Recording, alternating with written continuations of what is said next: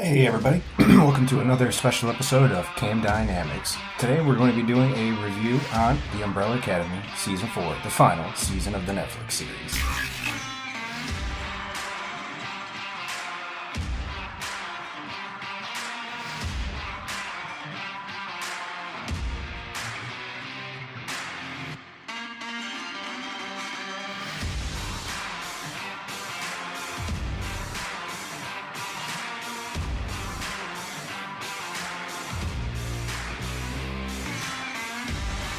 I'm your host, ZACK, the main host of the channel. Co-host with me, Ray Walker's not present. He is off doing something else at the moment, so it's just going to be me for today. Currently, we will be talking about Umbrella Academy Season 4 and sort of the disappointment and letdown that it was. I'd be lying to you if I said I enjoyed it like I did the other first two seasons. Season 3 was an alright season. It wasn't as good as the other two, but it wasn't nearly as bad as Season 4, so let's get that out of the way.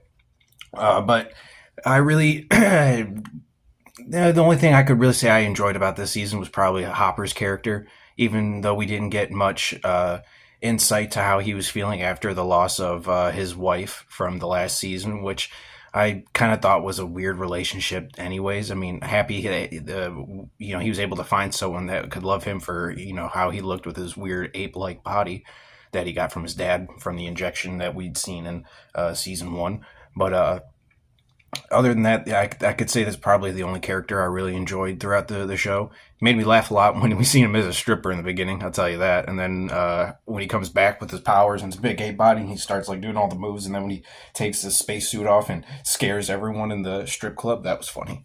But other than that, most of the season didn't make sense character-wise.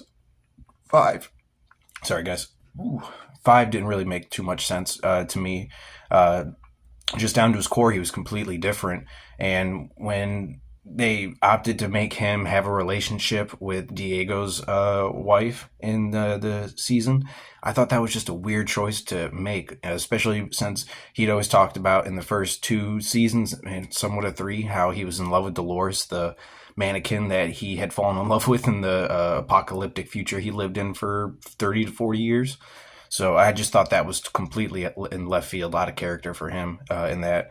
And Diego's wife, I can't say that was out of character for her. She's always been this sort of slimy, psychotic character in the show. So, there's that. But other than that, Diego's character was kind of a letdown. He seemed like... they didn't really know what to do with him, if I'm being honest. He didn't really have much of an arc other than I just want to get back into being an action adventure guy. This is what he really wanted out of anything in this season. So, and then Victor, I didn't really care for Victor in this season. All Victor wanted to do was just not be there. And I don't know if that was a choice from the writers or that was something the actor wanted them to do. But either or, like I said, I can't really say too many good things about this season. Plot-wise, it wasn't really there. The only thing that really kind of had me intrigued with this season was the trains taking them to alternate universes. And I felt like they could have played with that a little bit more than what they did. Instead, they tried making it this downward, dreary thing where 5 and... I don't really remember Diego's wife's name, that's why I just keep referring to her as Diego's wife. The character is just not really that, relevant to me in the show. I feel like you could take her character out of the show, and it doesn't really change that much other than she's not with Diego and they don't have a family anymore, which that would probably make Diego's character infinitely more interesting if that didn't happen to him. So... and then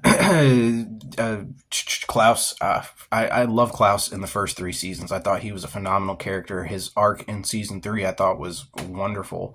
But they didn't seem to know what to do with him. Instead, they put him on this backpedaling side quest that had no relevance to the main story. And that's to say that the main story even had relevance itself, which it did not. But And then they teased when they get their powers back in the beginning, because the season starts with them not having. And I know I'm all over the place, guys. I'm sorry, but that's just because I really don't know where to start to talk about this and where to end it. And if I try to do it in chronological order, it's just going to make even less sense, because that's how it was watching it. So, but they start off the season without having their powers because of what happened in the hotel in the previous season. And they wind up getting their powers back because Ben winds up finding them in this jar that we seen their dad have at the end of the season. Don't know how he got it, but or how it got to where it was with them. So, but he winds up giving them all this, like, their powers are like this gold looking energy with these like gold orbs floating around in them too. And he gives them all in this shot and says it's sake or whatever, because they're at this sushi bar. And they all take the shot except for Klaus. So, and then Klaus winds up getting his powers back because he winds up getting shot, and they wind up pouring it into his wound. That way it heals him. And because Klaus can't die from his powers. So I thought that was a more interesting way to get their powers back than, here, let's all take a shot and trick everyone. Which that could have been an interesting way to do it, but just the way they wrote it wasn't.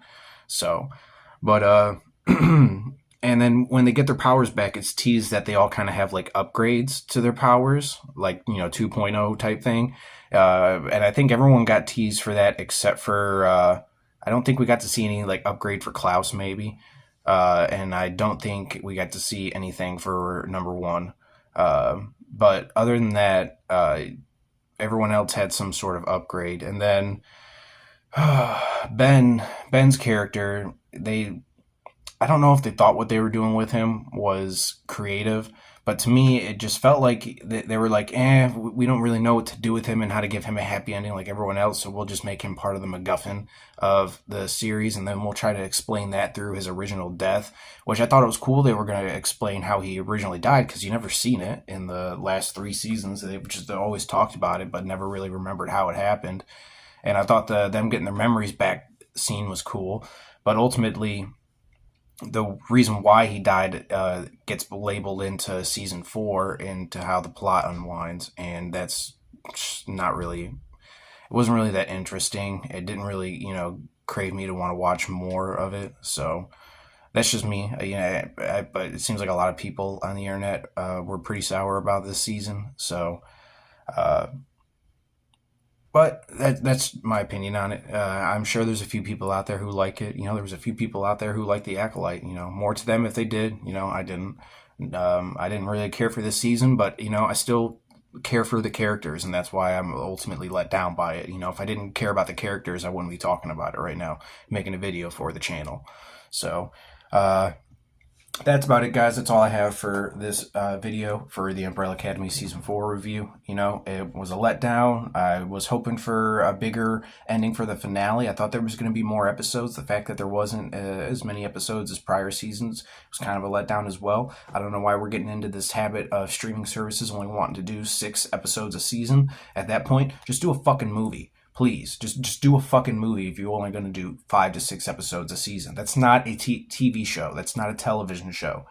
TV shows need at least fucking 10 to 16 episodes for it to be a television show. You can't keep doing 6 to 8 episodes and only doing 22 to 25 minute long episodes of 15 minutes worth of credits. I'm calling you out, Star Wars. Fucking Disney. You do it with Marvel too. But either or, that's the review for you guys today. Hope you enjoy.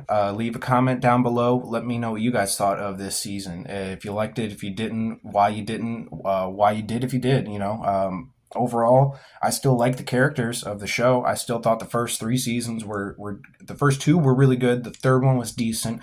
4th one, just a letdown. And that's, that as a letdown, it becomes even more, in your face about it, because it's the last season and they're not going to get another chance to do this again until they decide to maybe reboot this and do something different with the property in the future, which probably won't happen for a few years. So, but that's all I got for you guys. Like, comment, and subscribe. Look out for the next video that I'll be posting soon. That will be a discussion on the Acolyte cancellation and all the discourse surrounding it. Hopefully you guys enjoy this video and check out the next. Peace, love, and that's all, folks. I'm out of this world, on top will be an understatement. Overall, we topple mountains, blowing down your Appalachians. Capsuling my Easter basket, keep us inside of your prayers. Partaking the devil's nectar, livers in need of repairs. More stubborn than most, couple of folks following the oaths, poking holes in your boats, leave you in comatose. That's all she wrote, no, that's an overdose. And it's best you know your limits, then test them and go. Broke this ain't a scrimmage, but this line I can still finish, it's fine. I won't be